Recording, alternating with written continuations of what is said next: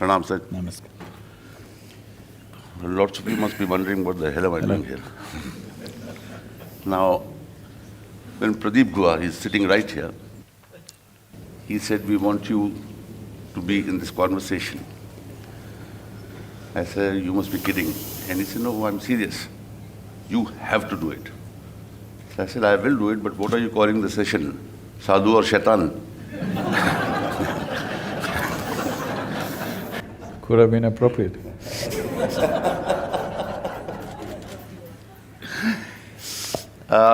And then the last 1 week has been grief and pleasure for me. I was going on a holiday to Goa when my good friend Jitendra Jain walks in and says, gives me a bag of things on Sadhguru and says, learn something about Sadhguru. I said, I'm on a holiday. I did some reading, very interesting reading. So grief actually turned into pleasure. Thank you, sir. My wife was wondering as to what's happened to him. These are not the kind of books he used to come to Goa with. But I did a little bit.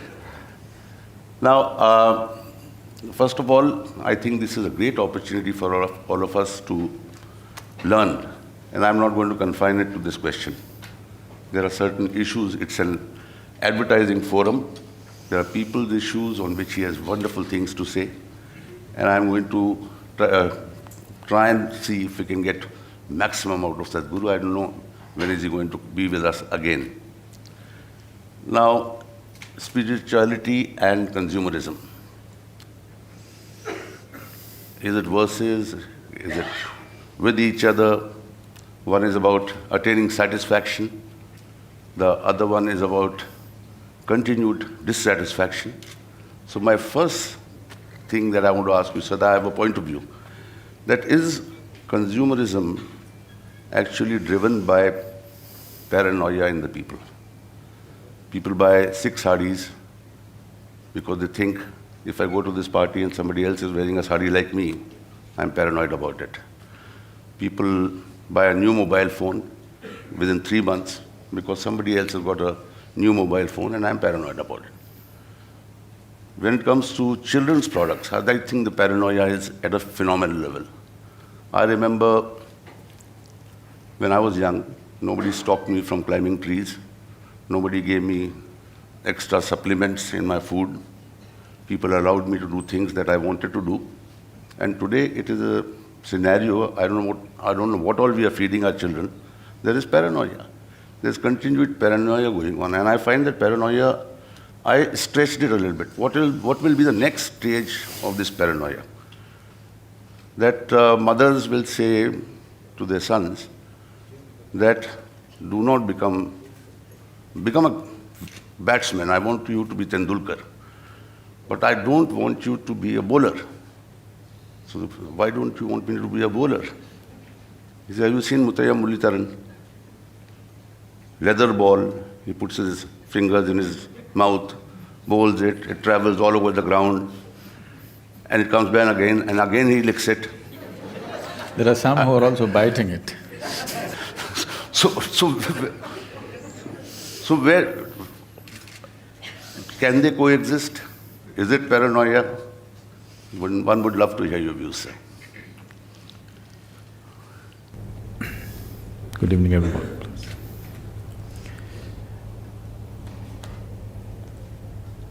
Any kind of ism, consumerism or whatever kind, any kind of ism will lead to a certain mindlessness. So mindless consumerism is definitely not towards human well-being. The advertising industry should focus on creating conscious consumer rather than mindless consumerism. Because consumption used to be a disease, you know.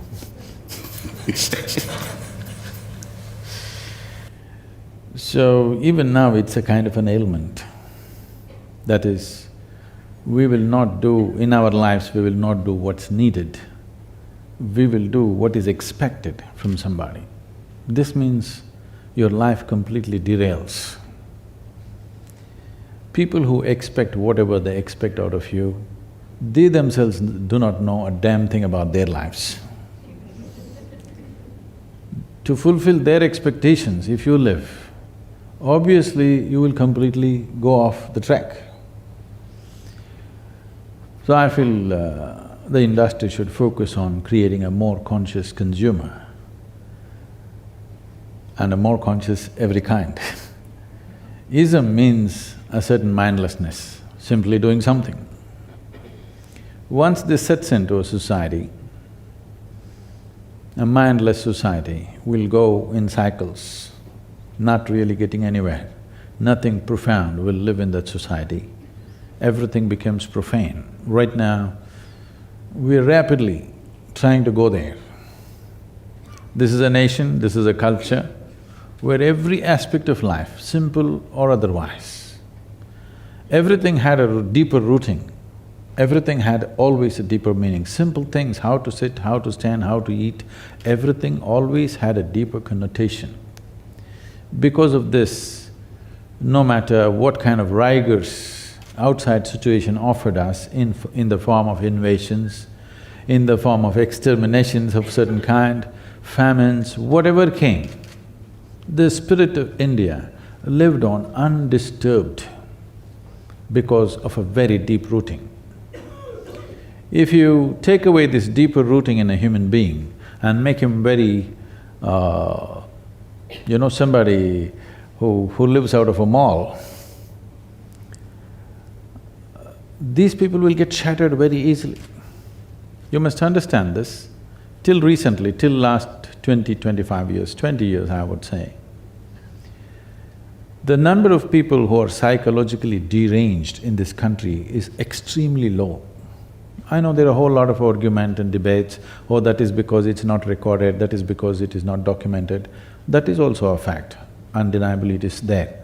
But still, for 1 billion people, how many people are psychologically deranged is extremely small, simply because of this more deeper rooting into every simple thing has a deeper meaning and a deeper possibility. Today, because he brought up the issue of women and children and whatever, the statistics say that 42% of women in United States of America over 45 years of age are all on antidepressants. If you take away a few medical formulations from the market, half the population will go crazy, that's what it means.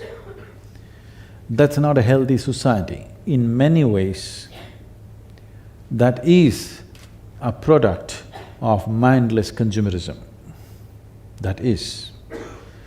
After having seen that happening to one society, if we do not learn from that, we for sure mindless.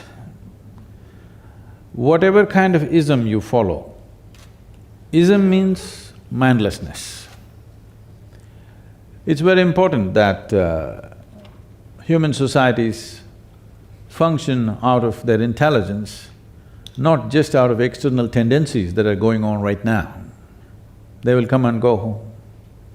There will be a certain segment of society which does that, but pushing the larger segment of society into that kind of a mode clearly shows we are not interested in the well-being of human beings. We just want to sell something at any cost. And above all, if you go by consumerism, the only way you can sustain this is you're determined to keep one half of the population in abject poverty. Because if 7.2 billion people who live on this planet have to have a life in terms of consumerism, an average American citizen has, the Living Earth statistics says that we need 4.5 planets to sustain this. We only have half a planet left, one half is already taken. With half a planet, you're marketing for 4.5 planets. This is a dangerous process. The only way you can do this is one half of the population should be kept in abject poverty so that others can go in consumerism binge. I think a more sensible way of living is possible. This does not mean you do not enjoy your life, this does not mean you don't have things. Everybody can have what they need.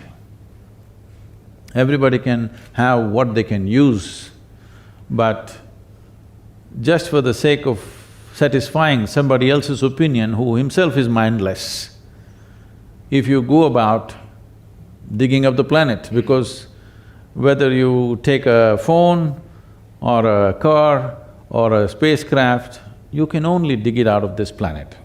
We're going to dig the Mars, that's different, but right now, whether you make a safety pin or the biggest machine on the planet, you have to dig the earth. I'm not trying to render an ecological message. I'm talking about human beings. This is like the proverbial a Panchatantra story where a man is sitting on the wrong side of the branch and cutting it. If he succeeds, he will fail. That's not good. If you succeed, if you're going to fail. This is happening. Successful people on the planet, not so much in India yet, it will come.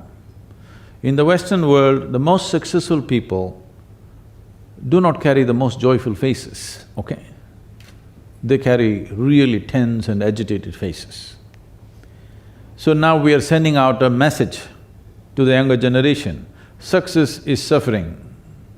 This is a very wrong message. If you do this, what happened in the 60s in America will happen everywhere.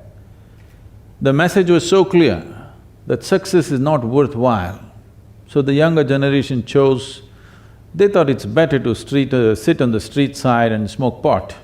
Definitely, at least we're happy. That's the philosophy of the youth. That will come everywhere if you send out this message that success is suffering. Success is the sweetest thing in human life. It doesn't matter whether we do small things or big things, success is the most important thing. If success becomes suffering, if a society gets this message, that society is for sure down the drain society. So consumerism, creating a conscious consumer who can pick and choose what he wants is different. But mindless consumerism is definitely pushing us in that direction. I know all the advertising giants are here, I would please request you, in the interest of your children and the future of the nation and the world, it's very important how we promote this. So, spiritualism also has an ism at the end. If it's an ism, that is also mindless. Where do you see the balance?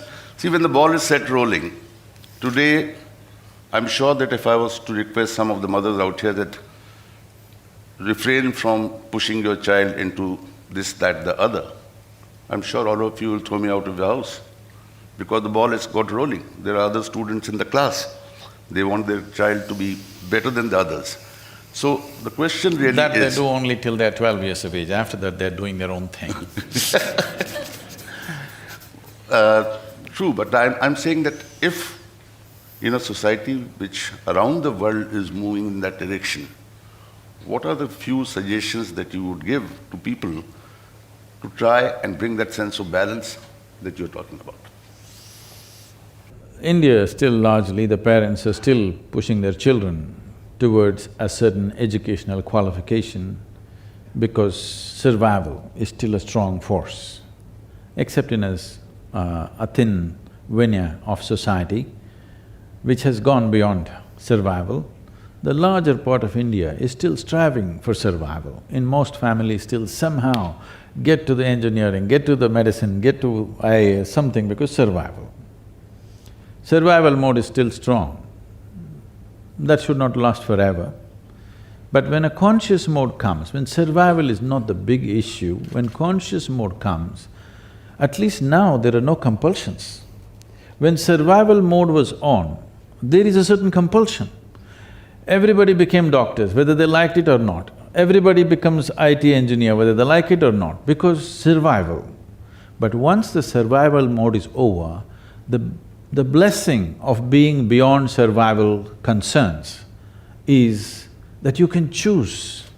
You want to create another level of compulsiveness, this is madness. This is sheer madness. When survival is in question, everything is by compulsion.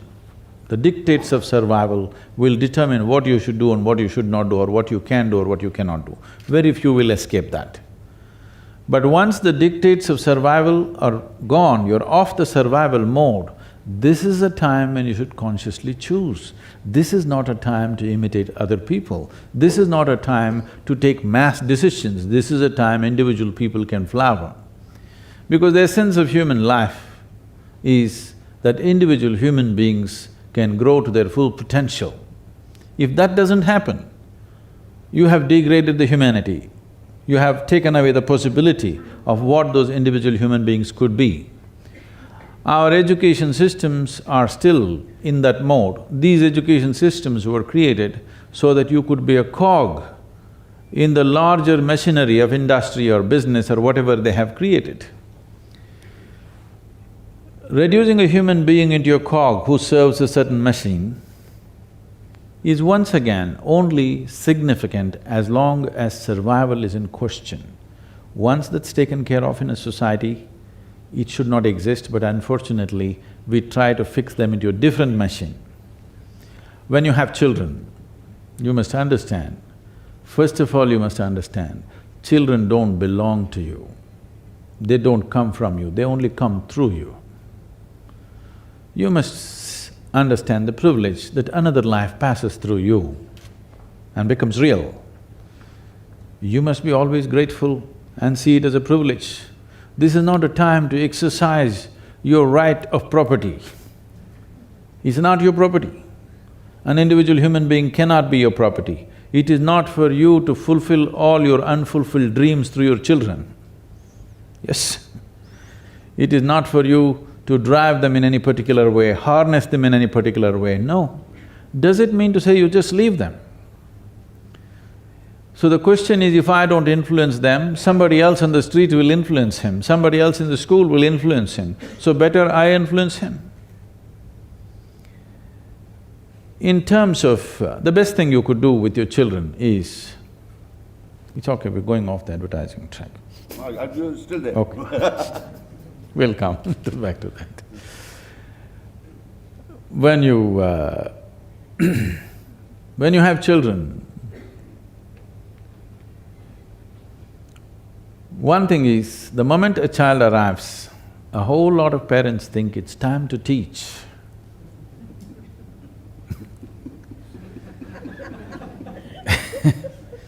I want to ask you a simple question. Between you and your child, if the child is below 10 years of age, between you and your child, who is more joyful, you or the child? The child. Then you please tell me, who should be a consultant for life? The miserable one or the joyful one?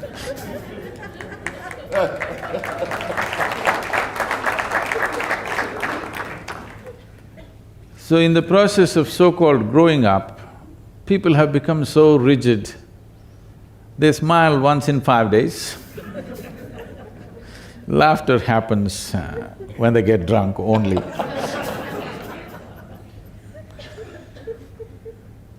Only drunken laughter you hear, you don't hear simple, joyful laughter in many places. So they have become like this. When a child comes unknowingly, without knowing why, you laugh, you crawl under the sofa, you do this and that, you learn to throw a ball properly. You do things which concern life, which you would have never done by yourself, simply because this bundle of joy has arrived in your family. And it's a privilege. It's not for you to shape it and twist it and make it like you or not make it like you. Your business is only to protect it from every influence. This is the best thing you can do.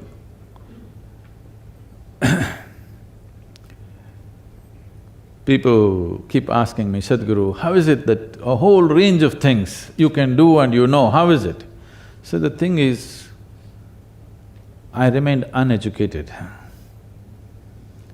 It's not an easy task, I want you to understand. Because from the first moment you're born, Your parents, teachers, adults, just about everybody in the world is trying to teach you a whole lot of things that never worked in their lives. Yes.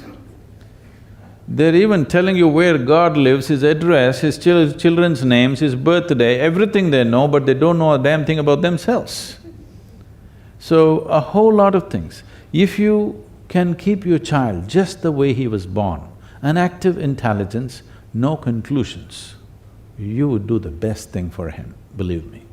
But he won't agree because he would like to influence him with his advertisement. I only have dogs, sir, and they don't listen to me anyway. So I'm fine. You spoke about survival.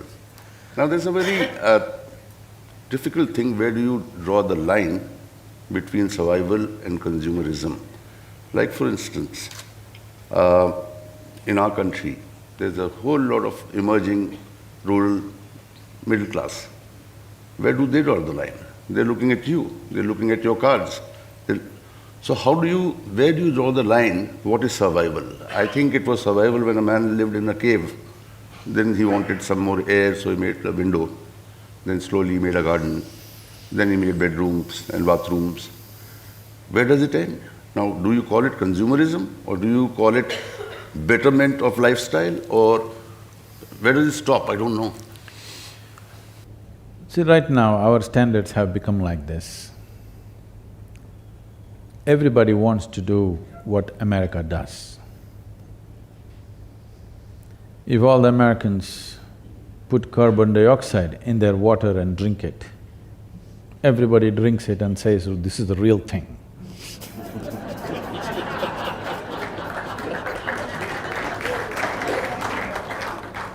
Even a kindergarten child knows this body does well with oxygen, not with carbon dioxide.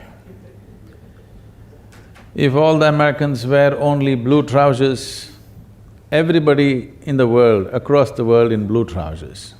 If all the Americans tear their pants in their knees, everybody tears their pants in their knees and walks around.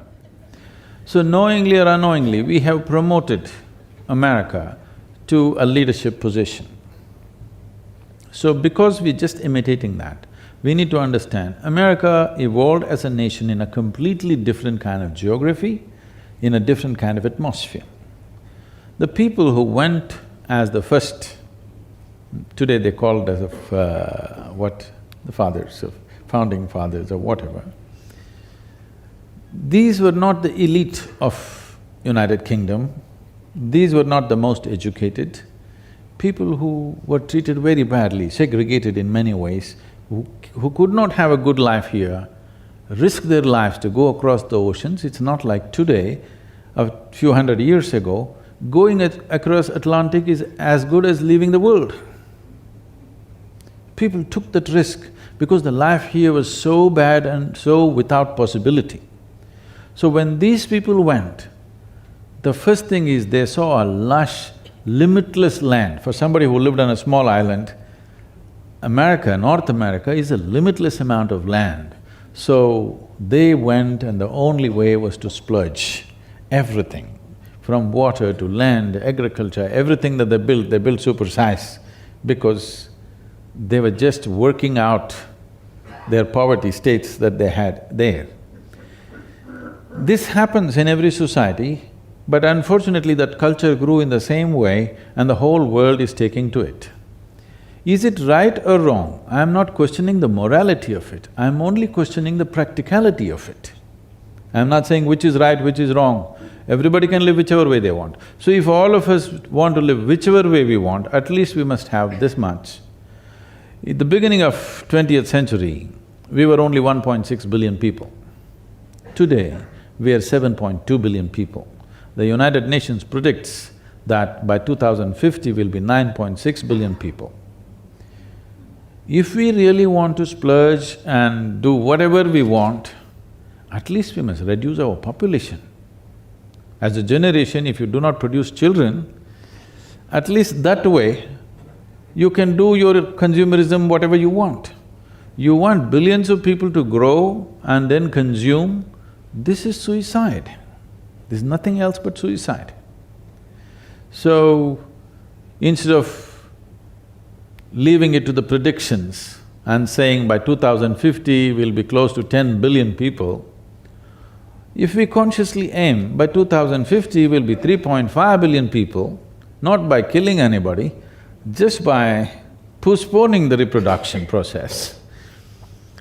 If you do that, you don't have to express so much concern about what individual people are doing.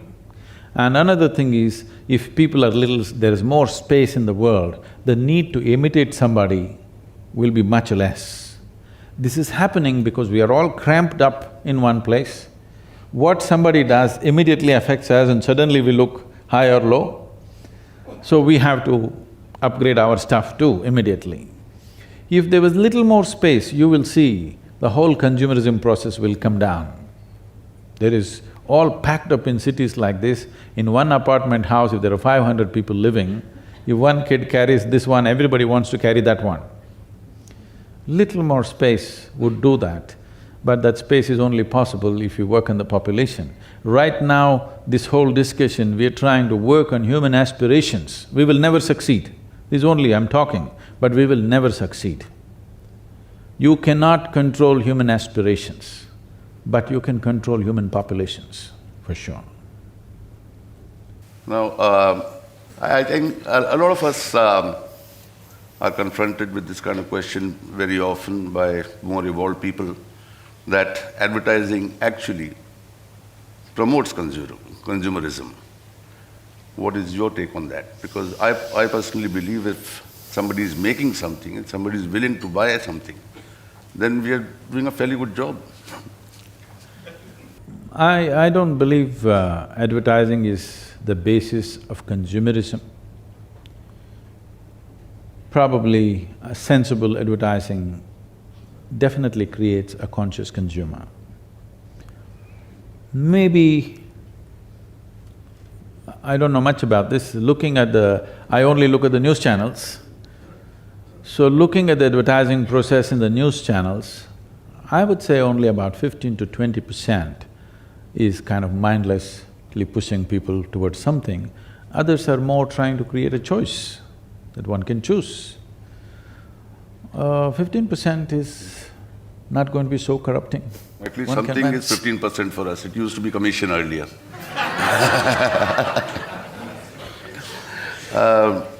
Now coming to advertising, you are a master communicator yourself, and I think it's our opportunity for you, for us to hear your views, because you actually don't even have a physical product, and yet there are millions who are running after you to know you're a master communicator.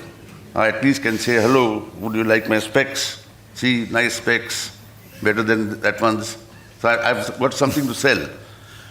You have nothing tangible, physical, not tangible, but the physical. I appreciate the correction. Yet you communicate so brilliantly. Now, where I am relating this question to our part of the world is that I have a point of view on that how you say it is as important as what you say. Whereas in our business, there are many people, particularly clients, please listen carefully,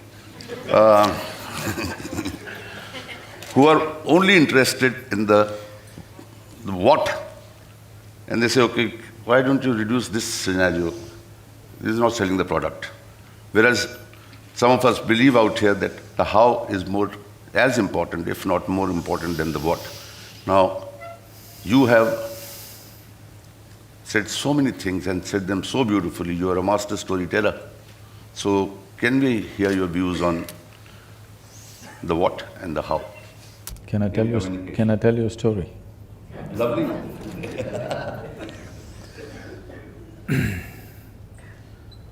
Shankar and Pillai. I had been warned.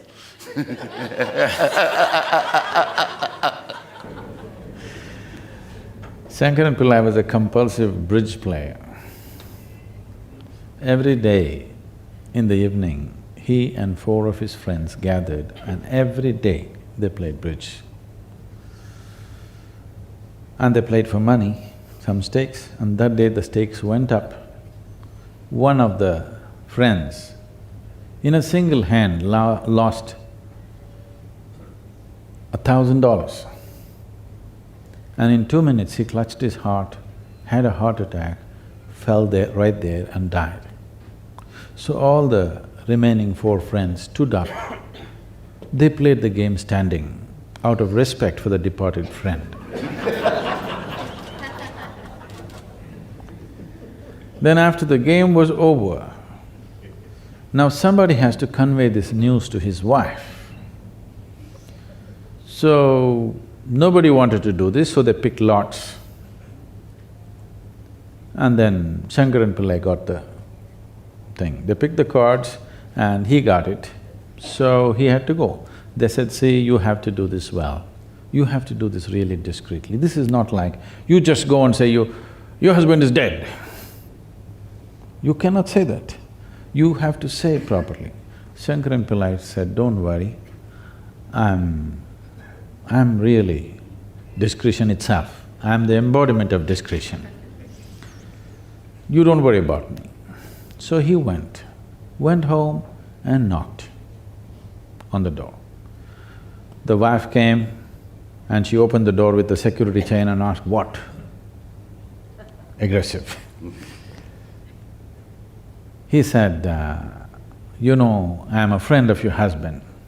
All the more, what?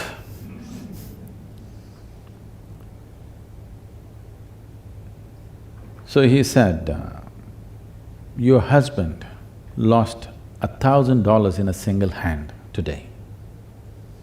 She screamed at him, ask him to drop dead. I will convey the message to him.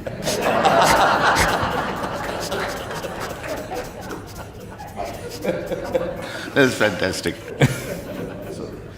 So now, how you say it is most important. It's more important than what you say many times, because what you say, even if it's the most profound thing, can be misunderstood and distorted in no time in other people's minds. Great things have caused enormous damage to people and to larger humanity simply because of the way it's been said. The religions of the world have caused much damage to humanity, much bloodshed and much pain, more pain than anything else on the planet probably, simply because of the way it's been said. What has been said is not really the problem. The way it's been said has caused all this pain and suffering. So how you say it is extremely important. First of all, we need to understand, when we say something, if you speak, whether you're in the advertising business or otherwise, if you speak, you must… if you make it this way, that your speech is about the people or the person that you're talking to right now, it's not about you. If you are a compulsive speaker, that you must speak, then it's a different kind of ailment. But if you say, I'm communicating, what does it mean? It's about the person, the way they get it, not about the way I say it. The way they're going to get it is most important. So if you understand this one thing, whenever you speak, it is always about the person who is sitting in front of you, it's not about you, then you will say it well. I wanted to hear it from you, but they don't listen to me. That brings me to… on the how. In our business, how is actually the area of emotions, and the product is the area of practical. I've actually read something. If tears of love, joy and ecstasy have not washed your cheeks, you are yet to taste life. I want you to elaborate on that, the role of emotion, the how in communication. If you… right now, if you're walking out of the hall and if you see somebody standing there, tears coming, the normal conclusion in a society like this would be, maybe they're suffering something, some pain, some suffering. Tears and pain have gotten too linked up in most societies. Tears have nothing to do with pain. If any experience of life becomes truly intense, tears will come. But for most human beings, the deepest experience that they have is pain. So they have linked pain and tears together. If you become very joyful, tears will come. If you become very loving, tears will come. Ecstasy will bring tears. Even anger brings tears. Shame brings tears. If anything crosses a certain level of intensity of experience, if you just look at something, if a visual image without any emotion is very intense, tears will come. It is not necessary there must be an emotion behind it. It is the intensity which brings tears. If you have not known life in its as much intensity as possible, if life has not overwhelmed you, what the hell, what are you doing here? If life and the process of life does not overwhelm you, why are we alive, really? If aliveness has touched you, you will see, if you sit in a certain state of meditativeness, just the peacefulness, if you sit for 2 hours, it'll be just going. It is not because of any emotion, just the intensity of peacefulness. But for most people, their love, their joy, their peacefulness is never so intense, but their pain is intense. If you just prick yourself with a pin, it goes to the core. But the joy and other things never touch like that because that is how people have structured themselves. This is what needs to change. Are you here to experience life or are you here to avoid life? This is a question. There are two fundamental forces that are constantly working within a human being. One is the instinct of self-preservation, which is always telling you to put a strong boundary around yourself so that nobody can hurt you and harm you and whatever else. Another is constantly wanting to expand. Every human being wants to expand limitlessly. They may not admit it right now. They say just one more thing, if it happens, everything will be fine. If that one thing happens, there'll always be one more thing and one more thing. They believe in going towards the infinite in installments. Approaching the infinite in installments is a hopeless method. It is never going to happen. You cannot count 1, 2, 3, 4, 5 and one day say it's infinite. Such a possibility does not arise. If you want to approach the infinite, you must give up the 1, 2, 3, 4, 5. But the security of 1, 2, 3, 4, 5 keeps people like this. This is a mode where you have gotten into a mode as to how to avoid life because some experience of life, your own or somebody else's, has brought pain. So the best thing is to insulate yourself from life itself because life is the source of pain. You will notice this if at any time, I've seen people, I've never had a first-hand experience of these things fortunately, because this has always been my problem. My parents, my father always worried. He would say, what will happen to this boy? He has no fear in his heart. I never thought fear was a virtue.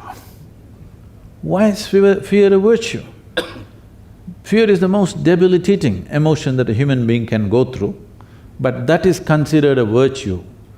Even if you say divine, even if you say God, you become God-fearing, isn't it? Because somebody's out there to do something to you all the time. So we have thought fear will make life safe. No, the only thing that makes your life safe is your sense, not fear. Fear will avoid life. If you become fearful, the first thing that happens to you is you become breathless because the boundary that you have established is so effective now, even to breathe, it becomes difficult. You're in a cubicle where you cannot breathe by yourself. The first sign of paranoia is always breathlessness because if you have to live, you have to transact. What the tree exhales, you must inhale. What you exhale, the tree must inhale. The person, maybe your mother-in-law is sitting next to you, you hate her, but what she exhales, you must inhale. Otherwise, it's not going to work. These boundaries are there only in your psychological space. The life space is not like that. Today, modern physics is telling you, as you sit here, every subatomic particle in this body is reverberating with everything else in the cosmos. It is no more a philosophy, it is an established science. And this is something that we have always known. When we utter the word yoga, because most of the yoga that you're seeing today in India is a rebound from the American coast. So yoga means contorting your body in some impossible physical posture. No, the word yoga means union. You experientially know that this existence is happening as one whole enormous process. So there's one dimension of you which is instinct of self-preservation, which wants to draw boundaries, another dimension wants to limitlessly expand. Are these two things against each other, contradict each other? No. One is concerned with the physicality, the other is concerned with the remaining part of who you are, whatever that is. Only the physical needs a boundary. In fact, the fundamentals of physicality is a defined boundary. You can call this a physical body only because it has a boundary. If I remove the boundaries of this body, you cannot call it physical anymore, because the fundamental and the basis of physicality is a defined boundary. But there is something within you which is always longing to be little more than who you are right now, yes or no?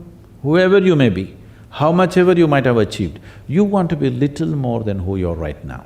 Your currencies may be different.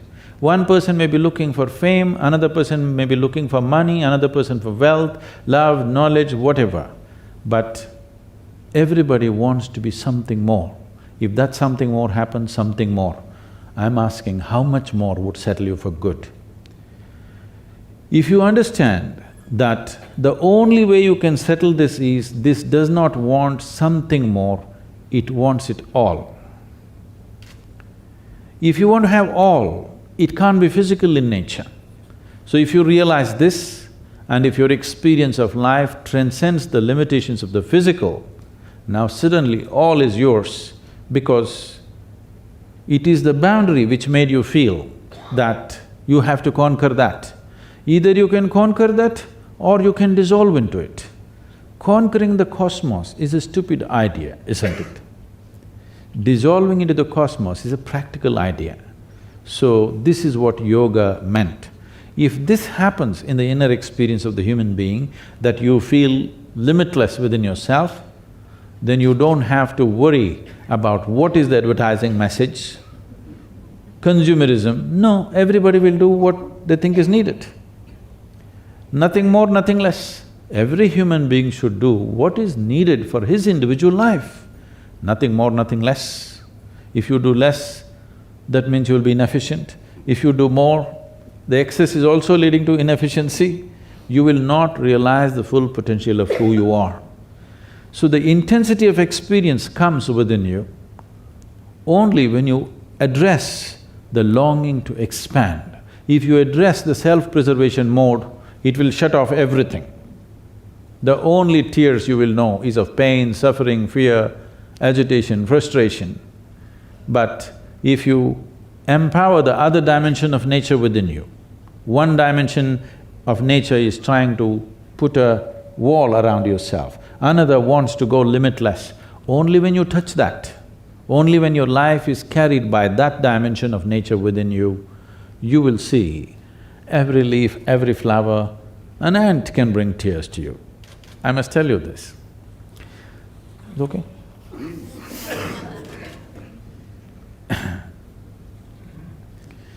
I had a great-grandmother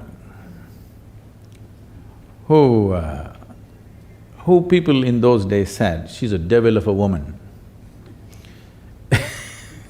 Not because she did any evil to anybody, it's just that if she laughed, the whole street would shake. Like that she laughed.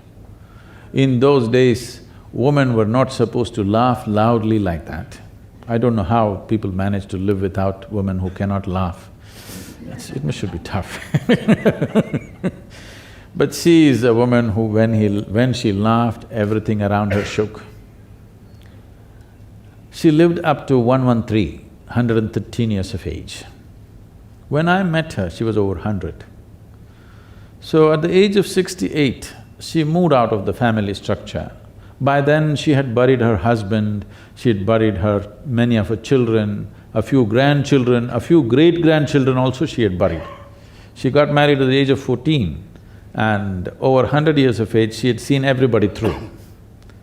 So at the age of 68 or 70, she moved out of the family, she built a small place for herself and she grew her own food and she lived by herself.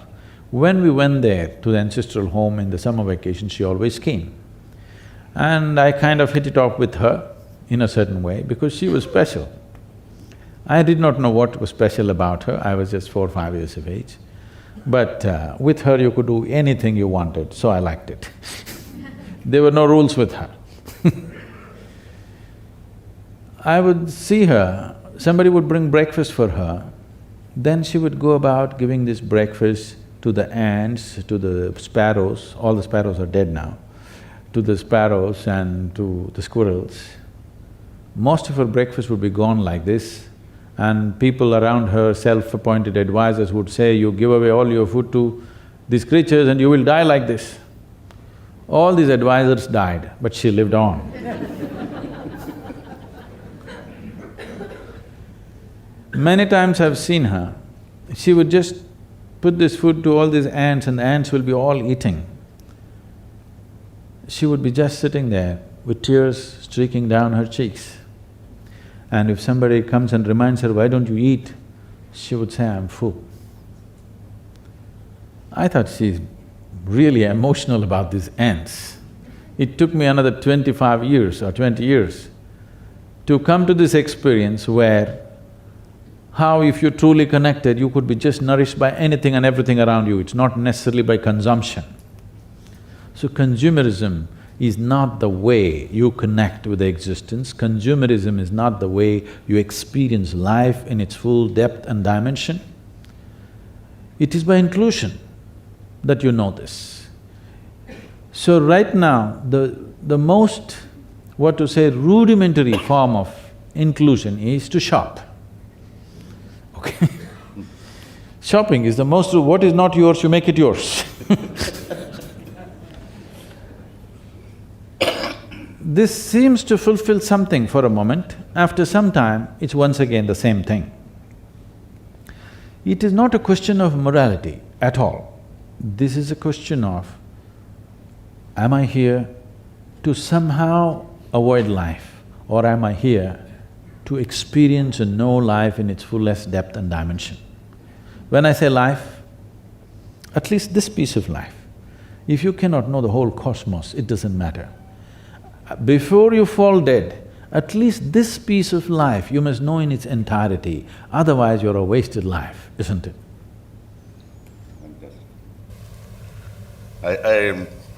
I think you might have questions on consumerism, but you can wait a little bit. I will not miss this opportunity on some other aspects of our business, which are not just about business, there are issues on life, which I want you to… That's one of the things that I keep hearing from very young people, 25, 30-year-old, I'm too stressed out. Now, even the 12-year-olds are saying. Sorry? 12-year-olds are saying. Yeah. And here also I've got a quote of yours. You found it? Second one. Stress is not in the job. Stress is your inability to manage your mind, emotions and life energies.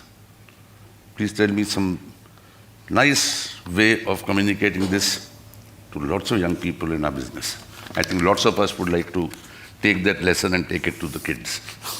So what one person feels as a great stress, another person breezes through the same situation, isn't it so? Today in the country, you look at the chaprasi, he's stressed. because there is no promotion in the job. Okay? He wants to move from Bandra to Malabar Hill, promotion, sweeping a different street. He is very stressed to sweep his patch of the street, not even the whole street. We can go like this, right at the top job, the Prime Minister. In between the chaprasi and the Prime Minister, just about everybody, including a school-going child, is experiencing stress. Or in other words, what they're saying is, the statement is, life is stress. When I first went to United States a few years ago, wherever I went, people were talking about stress management. I could not understand. Because in my perception, we will manage things which are precious to us. Our family, our business, our wealth, our money, whatever else, whatever is precious to us. Why would anybody want to manage stress? This is something I couldn't figure, it took me some time. It took me some time to understand that these people have made a conclusion that stress is a part of their life. Stress is not a part of your life. As the quote you read out said, if you knew how to keep your mind, for example, if your mind took instructions from you, if your mind just does whatever you want, would you keep it stressful or blissful? It's a question for all of you. If your mind took instructions from you, would you keep it stressful or blissful? Blissful. That's your choice. You must make the choice. I'm going to bless you right now. It's very important you make the choice. The problem is most people have not made the choice. They have not made a clear choice. So if the mind was taking instructions, you would keep it blissful, well, you have the answer. Your mind is not taking instructions from you. Then who is it taking instructions from? Maybe your company is influencing them. Maybe somebody else. Just about anybody can mess up your mind. It doesn't take instructions from you, it is in a compulsive state of reaction. It is not in a conscious state of action, it is in a compulsive state of reaction. Because your mind doesn't take instructions from you, it feels like such a great threat even to have a mind, that people are talking, you must become a no mind. Or slosh yourself with some chemical and be out for some time. All these things are simply because mind is not working for you, it's working against you. Any kind of suffering, stressfulness, anxiety, anger, it doesn't matter what you call it, these are all different states of unpleasantness in your mind. Any kind of unpleasantness in your mind means your own intelligence is working against you. There is an evolutionary reason for this. You know, Charles Darwin told you, you were a monkey at one time. This is not my statement, okay? I'll accept it from you. No, I did not say that. Darwin told you, you were a monkey and then you became a man and all this stuff. We know evolutionary processes happen on this planet. For a goat to become a giraffe, it took so many million years. For a pig to become an elephant, it took many million years. But for a monkey to become a human being, it happened too quickly. Yes, to a point. Whenever he doesn't like something, he laughs it out. You said laughter. It's better.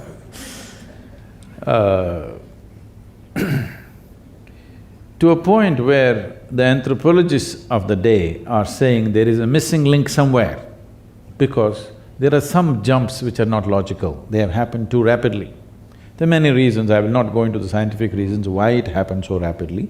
There are good scientific reasons as to why it just kind of picked up so much momentum, the evolutionary process.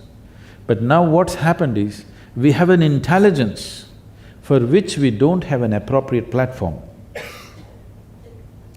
Unless you create a proper platform, your intelligence will torment you. Right now, human beings are suffering their own intelligence. When you have a mind of this kind of breadth and capability, every human being has, they kind of restrict it because the fear of suffering. They think if their mind functions freely, so much suffering it'll bring. Stress, anxiety, fear, all kinds of things. A stable base is what is missing. The spiritual processes, particularly the yogic practices, when I say yoga, do not think of impossible postures. There are various things to create a stable base, a kind of base which can hold this intelligence with ease. If you do not do that, in the evolution of intelligence from monkey to man and in the evolution of the body from monkey to man, they have happened at different speeds. The evolution of the mind and consciousness has gone too rapidly, the body has not gone so rapidly. So because of this, there is a little bit of thing, you have to do something with this. You have to bring a certain balance and stability into your system for you to enjoy this intelligence. Otherwise, this intelligence will turn against you and torment you in a million different ways. And that's what is happening, which we are today calling as stress. People are saying, my job is stress. Okay, I'll have you fired. Will you walk happily on the beach? No, you will be depressed. If I give you a job, you'll be manic. If you lose a job, you'll be depressed. One last one, before I ask people to ask you a few questions. We are a industry about change. We want to do things fresh, the way they have not been seen earlier, in order to make them enjoyable and in order to carry your message in a better fashion. There were two more quotes of yours I've got, which confused me a little bit, so I need a little bit of clarification. Where's my magic book?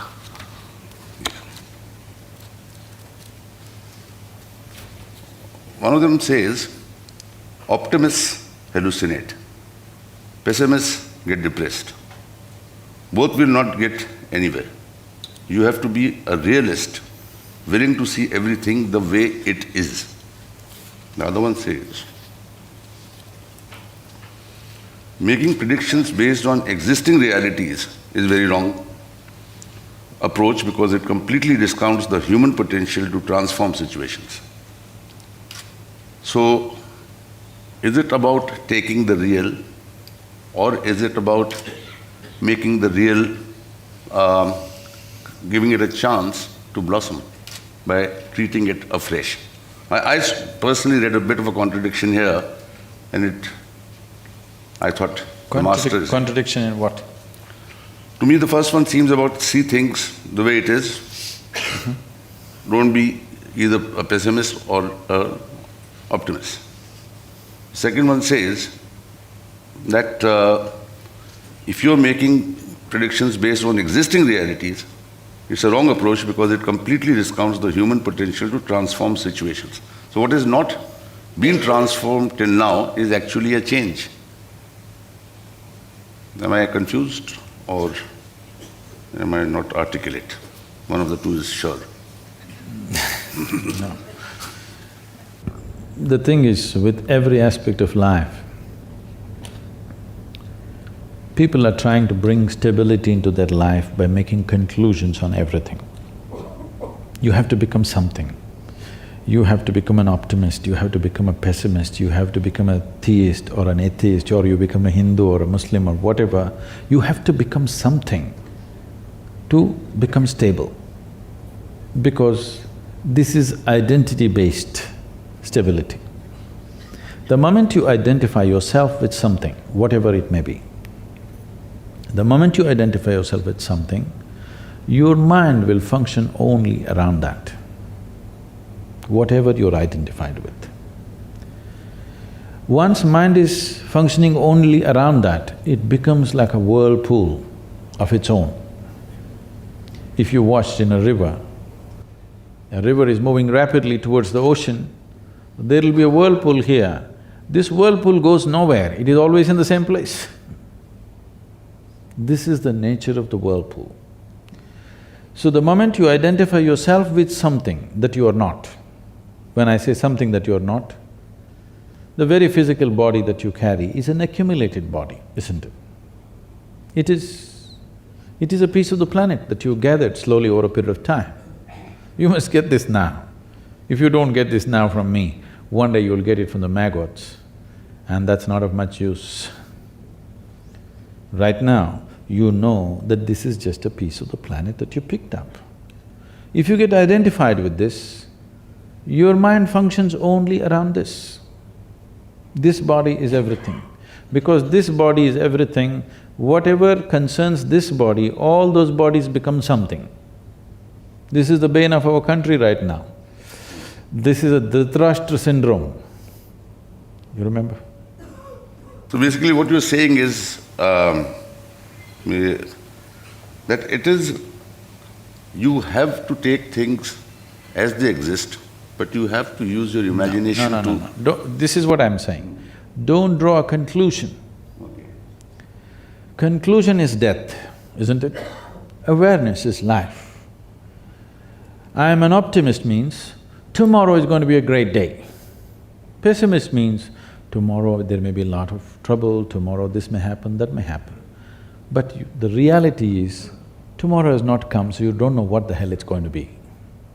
We will plan for tomorrow, but you really don't know what it is, isn't it? Yes or no? It doesn't matter how many predictions you have, how much guesswork you have, still you do not know what tomorrow is. You do not know what next 5 minutes is, isn't it? So reality of life is just this. We have a whole lot of ideas based on the past experience of life. They may go well in a few times, but there's always a possibility something else could happen, always. That is the reality of life. If you make a conclusion that this is the way it's going to be, you miss the experience of life because you concluded. All these conclusions are because one way or the other, we want to take away the uncertainty of life. We want to conclude. People want to conclude, there is God, there is no God, there is like this, like that. Atheists and theists are just people who neither have the courage nor the commitment to seek what is true. So this is why you must understand, in this land, the fundamental ethos of this culture has been that this is a land of seekers, never a land of believers. In the same family, 5 people can worship 5 different gods because we have understood the technology of God making. Yes, yes. We know how to create forms which will work for us, and we know very well we created it. And there is a certain process called Ishta Devata. That means you can choose your god of your liking. There are 33 million gods and goddesses, you have a choice, but if you don't like any of them, you can make your own. Really. If you worship the tree in your garden, nobody in India thinks you've gone crazy, okay? Somewhere else they'll report you. Yes. It is so. You worship a small rock on the street side, nobody thinks you're crazy, okay, you relate to that, it's fine with me. You worship the clouds in the sky, perfectly fine. Because whatever you relate to, you make it your God, because anyway we know you made it up. We are conscious that we made it up. Some people have lost that awareness that they made it up. Yes? And this is very important. Does it mean to say there is nothing beyond us? Well, before we came here, the planet was here, the cosmos was here, after we are dead, it'll be here. So obviously we didn't make it, nor are we running it. Definitely there is something bigger than us, but not the way we imagine, because this imagination is coming from a certain obnoxiousness that the cosmos is human-centric. The cosmos is not human-centric. We are just a small happening in this creation. We also have a place, but the world and the existence is not centered around us. This is a very obnoxious conclusion we have made. Because of these kind of conclusions, we become this or that. Why is it so necessary to make a conclusion? because our well-being is not coming from our awareness, our well-being is coming from conclusions that we have made. It gives us a certain sense of certainty that I belong to this party or that party. I'm willing to look every moment and see which is the best thing to do right now. No, that seems too uncertain. But whatever you do, whatever arrangements you make, whatever conclusions you make, reality will get you the way it gets you, all right? Yes or no? It'll anyway get you, one way or the other. If you are in touch with reality, if you are in tune with reality, you can handle these things gracefully. Life and death, you can handle gracefully. Otherwise, if you're an optimist, you will go towards… till as long as a few things are working, you're okay, after that you will be frustrated. If you're a pessimist, we don't have to tell you. You've already given up on everything. Well, thank you, Sadhguru, for everything. I don't know what all…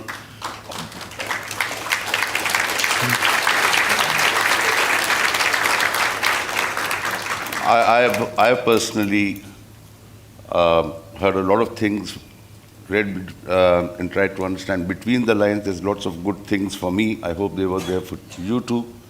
And I have a great achievement. I have got you guys 85% green check on advertising's role on consumerism from the Sadhguru himself. The rest 15% is open for questions. I'm saying if you are spiritually inclined, you cannot be a consumerist, is the point I'm getting. Is that what I should read out of this? I don't think so.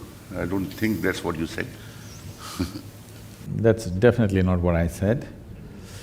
Now, first of all,